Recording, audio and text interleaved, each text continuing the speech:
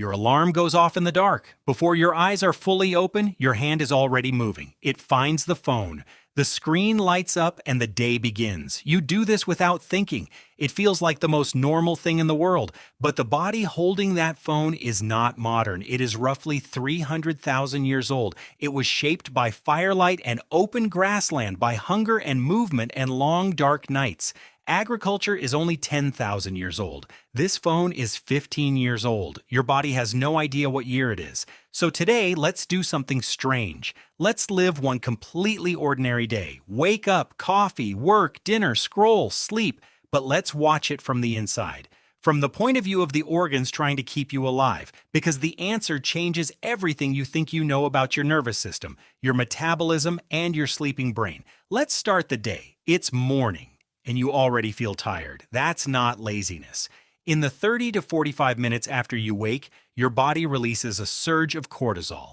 On average, it climbs about 50%, and in some people up to 75%. Scientists call it the cortisol awakening response, and it happens in roughly 3/4 of healthy people. It isn't a malfunction, it's an ignition.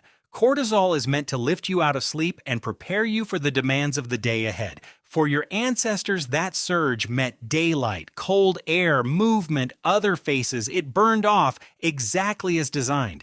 But you don't meet daylight, you meet a screen. And this is where the trouble starts, because the moment you open that phone, you pour information onto a nervous system that is already flooded with a stress hormone.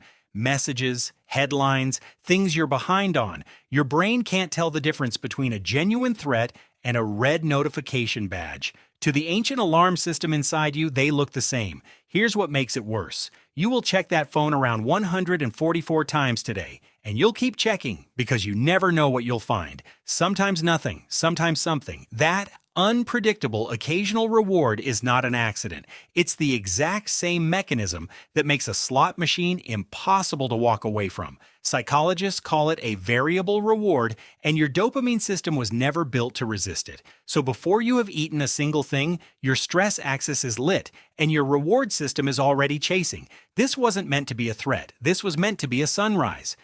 Now the day truly begins, and your body walks into its second ambush. The kitchen.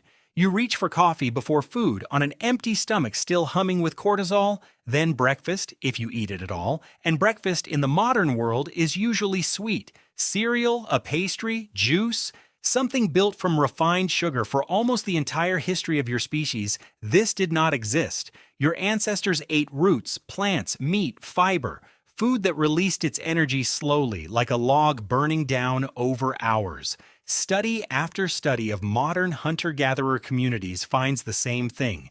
Their food barely moves their blood sugar. There are no spikes because there is nothing to spike. Then you pour sugar into a body that evolved for slow fuel. Your blood sugar shoots up, your pancreas panics and floods your system with insulin to pull it back down, and it overshoots.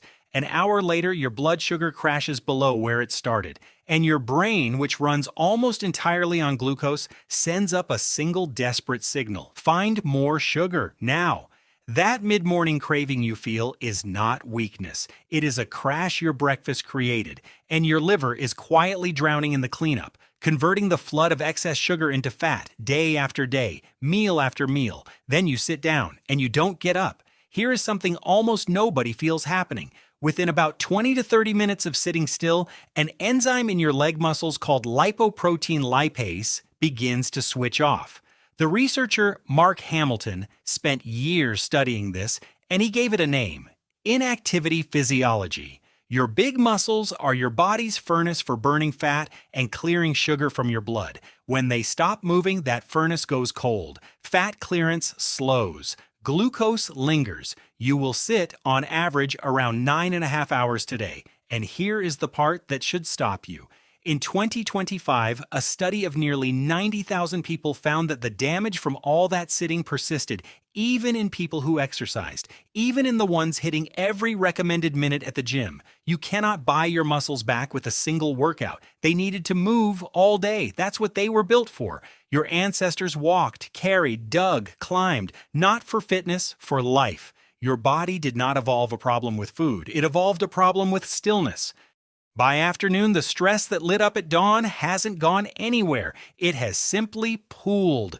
In the wild, cortisol spikes and then resolves. You run, you fight, you escape, and it drains away. But an email doesn't let you run. A deadline doesn't let you fight. So the alarm just keeps ringing low and constant with nowhere to go. Your body reads this endless hum of pressure as a long, slow emergency.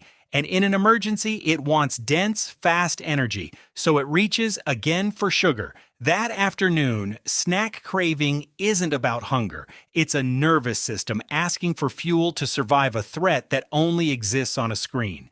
Now the sun goes down, and your body starts doing the one thing it has done every single night for 300,000 years. It begins to prepare for darkness. Deep in your brain sits a master clock, and its single most important signal, the one thing it has always trusted to tell the time, is light. In 1981, the Harvard researcher Charles Czeisler proved it.